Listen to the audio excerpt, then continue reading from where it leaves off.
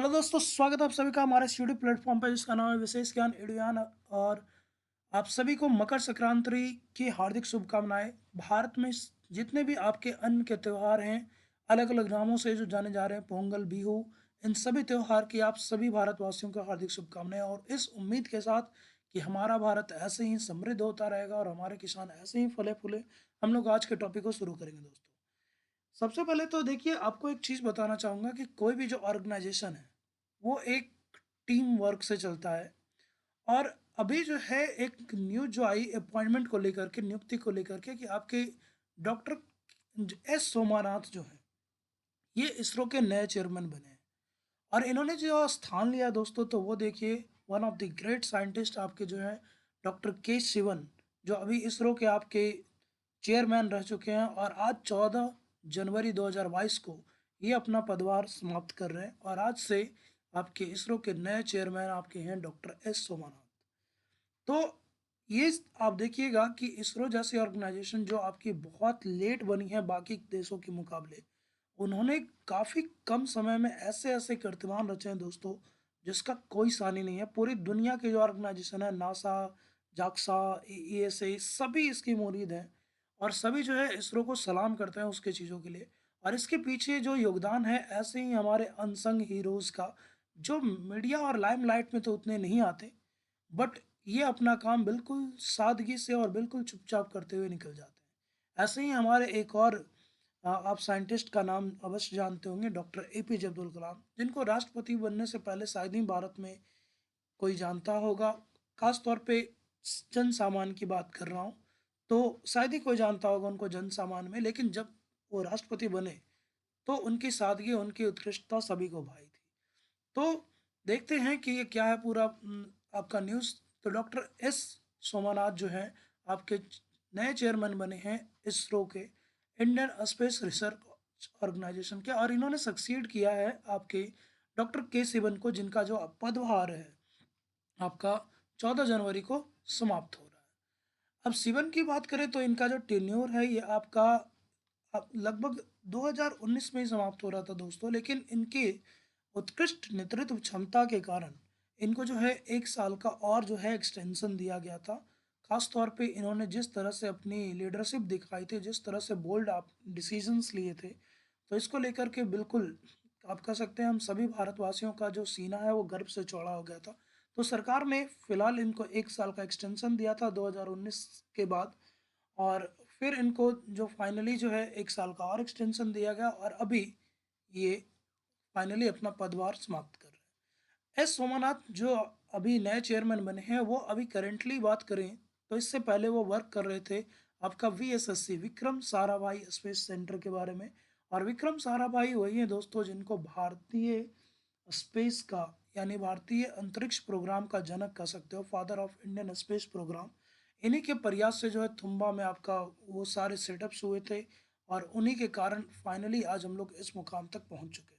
तो जो फर्स्ट आपका स्टोन कह सकते हो वो इन्होंने ही डाला था, इसलिए विक्रम साराभाई जो है वो भारतीय स्पेस इतिहास में एक महत्वपूर्ण नाम है। तो अभी वीएसएससी के ये चेयरमैन रह चुके हैं। और ये फोर्थ ऐसे केरलिट हैं, यानी केरला से ये बिलोंग करते हैं, जो आपके इसरो के चेयरमैन बने हैं। इससे पहले देखिए, अगर बात करें तो के कस्तूरी रंगन, ये व्यक्तित्व आपके लिए उतना ही इम्पोर्टेंट है दोस्तों, क्योंकि ये आपकी नई शिक्षा नीति से भी जुड़े हुए हैं। फाइनली आपके पश्चिम घाट के एक जो रिपोर्ट आई है संरक्षण को लेकर के, उससे भी ये जुड़े हुए हैं। तो के कस्तूरी रंगन आपके लिए काफ़ी ज़्यादा इम्पोर्टेंट होंगे, सामान्य जानकारी के हिसाब से भी और आपके एग्ज़ाम पर्पज से भी। तो आप इनको भी अच्छे से आप पूरा डील कीजिएगा। उसके बाद जो दूसरे व्यक्तित्व थे वो थे जी माधवन नैयर। और फाइनली जो आपके बने थे थर्ड नंबर पे वो थे के राधाकृष्णन। तो एस सोमनाथ जो हैं वो केरल से इसरो के चेयरमैन बनने वाले चौथे व्यक्ति हैं। और इससे आप अंदाज़ा लगा सकते हो कि जो केरल है वो आपकी शिक्षा में, आपकी मानव संसाधन विकास में, और आपकी जो इनोवेटिव क्षेत्र है, आपका विज्ञान हो गया, आपके रिसर्च हो गए, उसमें केरल जो है कितना आगे है और केरल जो है कितना उत्कृष्ट प्रदर्शन कर रहा है। अगर हम बात करें डीओएस की, तो डीओएस क्या है दोस्तों, तो ये है department of science, sorry department of space. और इसकी स्थापना हुई थी आपकी लगभग 1972-73 में। तो सबसे पहले हम लोग देखेंगे कि ये डिपार्टमेंट ऑफ स्पेस का पूरा जो आपका ऑर्गेनाइजेशन चार्ट है वो किस तरह से है। इस ऑर्गेनाइजेशन में देखिए डिपार्टमेंट ऑफ स्पेस में आपके वर्क करते हैं सबसे ऊपर में आपके प्राइम मिनिस्टर, जो वर्तमान में अभी नरेंद्र मोदी हैं, तो वो एक्स ऑफिशियो चेयरमैन हो जाते हैं डिपार्टमेंट ऑफ स्पेस के। और फिर यहाँ पर आता है आपका स्पेस कमीशन। स्पेस कमीशन में आपके बहुत सारे एजेंसियाँ के आपके हेड होंगे, और उसमें जो सेक्रेटरी पोस्ट होता है दोस्तों, वो इसरो के जो चेयरमैन होते हैं, वही आपके डिपार्टमेंट ऑफ स्पेस के सेक्रेटरी भी होते हैं। तो ये भी आपके लिए इम्पोर्टेंट रहेगा कि जो इसरो के चेयरमैन हैं, जैसे अभी वर्तमान में के सिवन थे, तो के सिवन आपके इसरो के चेयरमैन के साथ साथ वो आपके डीओएस के सेक्रेटरी भी रह चुके हैं। सेम आपका एस सोमानाथ के साथ भी होगा कि वो इसरो के चेयरमैनशिप के साथ साथ आपके डिपार्टमेंट ऑफ स्पेस के सेक्रेटेरिएट भी होंगे।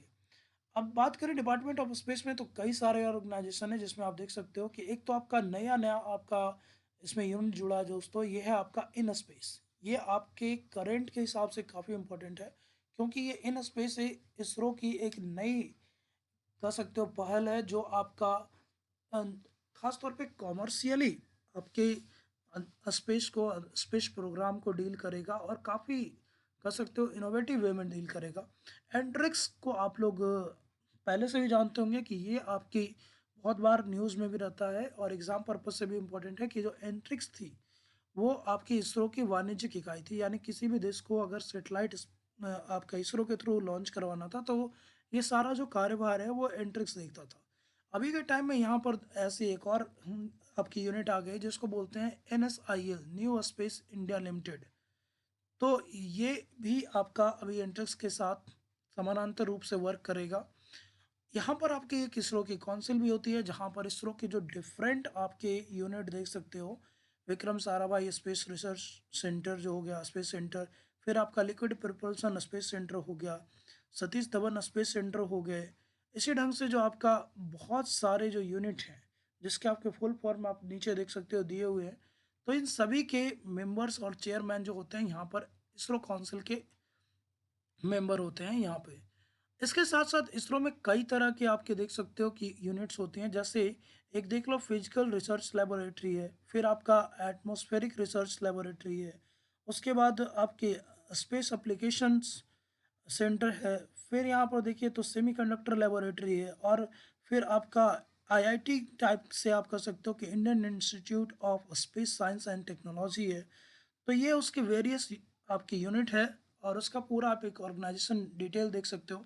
अगर बात करें इसरो की, तो इसरो जो है उसका जो आप कह सकते हो स्थापना हुई थी 1969 में, 2 सितंबर 1969 को उसकी स्थापना हुई है। उसके पहले जो उसका नाम था दोस्तों, वो था इनकोस्पार, जो आपका लगभग 1962 में आया था आपके विक्रम साराभाई के ही सहयोग से। और फाइनली 1972-73 में आपका डिपार्टमेंट ऑफ स्पेस और स्पेस कमीशन दोनों आ जाता है। उससे पहले ये सारा जो यूनिट है इंस्को पार और आपके इसरो 1972-73 से पहले वो आपका वर्क करता है डिपार्टमेंट ऑफ एटॉमिक एनर्जी के अंतर्गत। और फाइनली वहाँ से आपका 1969 से स्टार्ट होता है इसरो का जर्नी, जिसमें आप बहुत सारे एडवेंचरस आप देख सकते हो इसने मुकाम हासिल किए हैं, और आज के टाइम में हम दुनिया की one of the great space agency में से एक है।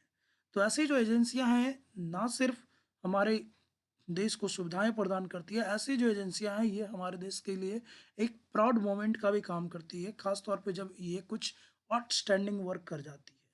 तो ये था आपका पूरा डीओएस का आप कह सकते हो ऑर्गेनाइजेशन चार्ट। अब बात करते हैं कि ये इनकी कि एस सोमानाथ जो हमारे बने हैं, तो इनका क्या लक्ष्य रहेगा, इनके क्या आपके इश्यूज रहेंगे। तो यहाँ पर देखिए ये 3 लेवल पे इन्होंने बोला है कि हम वर्क करेंगे।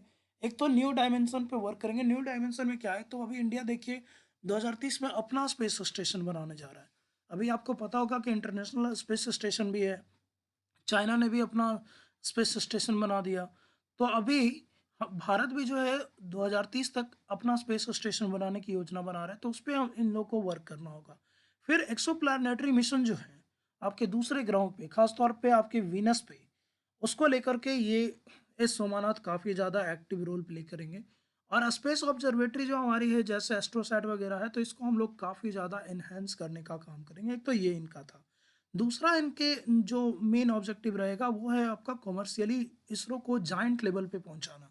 आपको पता है कि इसरो जो है वो आपने जैसे मूवीज़ में भी देखी होगी कि एफिशिएंसी काफ़ी अच्छी है, यानी किसी चीज़ को बहुत ही कम खर्चे के साथ वो काम को पूरा कर जाता है। तो ये इसको इसी आधार पे इसरो को कमर्शियल जायंट बनाने की काम करेंगे ये लोग, और इसमें ये लोग मल्टीपल मिशंस करेंगे, मतलब बहुत ज़्यादा फ्रीक्वेंट मिशंस होंगे, और इसमें जो है बेटर ऑफर और मार्केटिंग भी होगी। दूसरे जैसे आपको पता होगा कि अभी के टाइम में क्या है, स्पेसएक्स और चीन की भी बहुत सारी कंपनियां इसमें आ गई है, ब्लू ओरिजिन जो आपका आ गया है।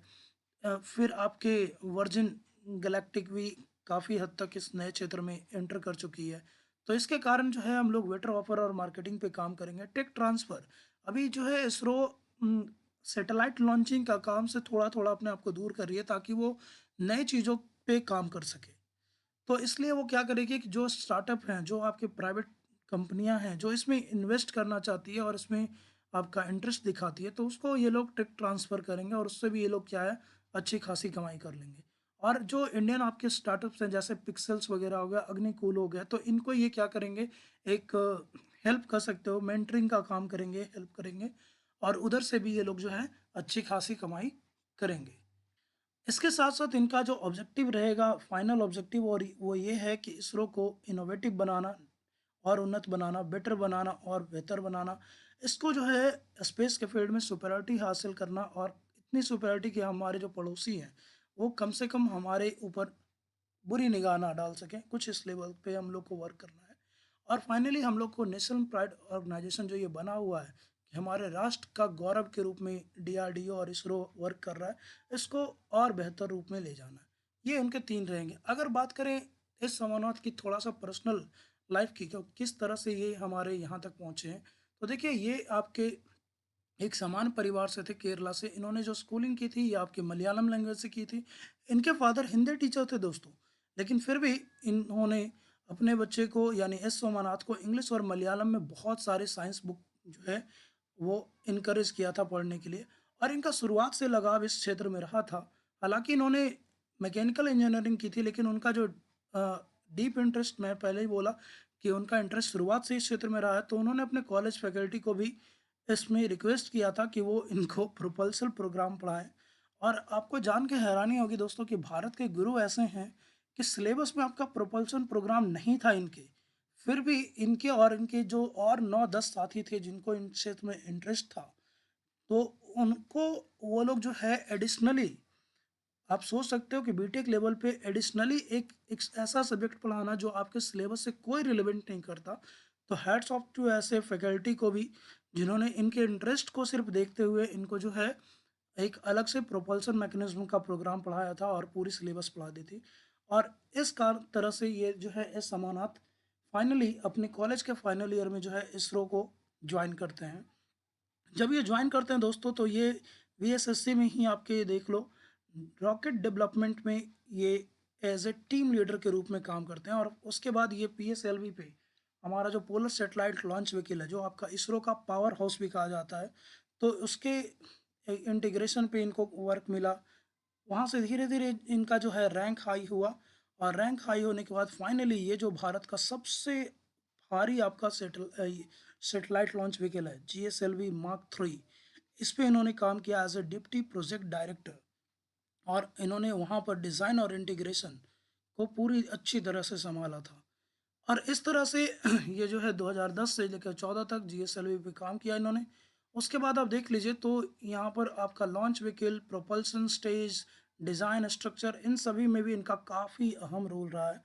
इसके साथ-साथ इन्होंने जो आपका लिक्विड प्रोपल्शन सिस्टम सेंटर है, आपका एलपीएससी, उस पे भी इन्होंने काम किया, और सी-20 क्रायोजेनिक इंजन जो है, और सी-25 जो क्रायोजेनिक इंजन है, जो आपका बिल्कुल नेगेटिव टेम्परेचर पे वर्क करता है, बहुत ही कम तापमान पे वर्क करता है, जो कि आपके जीएसएलवी में लगा हुआ भी है, तो वहाँ पर इन्होंने जो है प्रोपल्शन सिस्टम में भी काफ़ी अहम रोल प्ले किया था। उसके बाद देखिए तो ये जो है आपके चंद्रयान 2 में भी काम किया था इन्होंने, और वहाँ पर इन्होंने जो है एक्टिविटी को मॉनिटर करने का काम किया था, और प्रोपल्शन सिस्टम जो है आपका जीसैट 9 का, उसको भी इन्होंने देखा था। अब ये जीसैट 9 भी आपके लिए इम्पोर्टेंट है दोस्तों, क्योंकि ये आपका पहले तो हम लोग इसको सार्क सैटेलाइट बोलने वाले थे, लेकिन पाकिस्तान ने इस सैटेलाइट को यूज़ करने से मना कर दिया, तो अभी हम लोग इसको GSAT-9 के नाम से या साउथ ईस्ट एशिया सैटेलाइट के नाम से जानते हैं। तो ये आपके लिए इम्पोर्टेंट रहेगा। चंद्रयान 2 पे इन्होंने वर्क किया था, खास तौर पे उसके जो रोवर था, मून लैंडर जो था आपका, जिसका नाम था विक्रम। तो विक्रम पे इन्होंने वर्क किया था। फिर देखिए ये जो है मास्टर इन एरोस्पेस इंजीनियरिंग में इन्होंने गोल्ड मेडलिस्ट हैं ये, और वो भी आपके IISc से, इंडियन इंस्टीट्यूट ऑफ साइंस, जो कि बेंगलोर में है। और फाइनली ये जो है अभी के टाइम में आपके इसरो के चेयरमैन हैं और आपके सेक्रेटरी हैं डिपार्टमेंट ऑफ स्पेस के। और इनका कार्यकाल अभी जो निर्धारित है दोस्तों, ये लगभग 3 सालों का है। तो देखिए ये थे इनकी पूरी, आप कह सकते हो, डिटेल।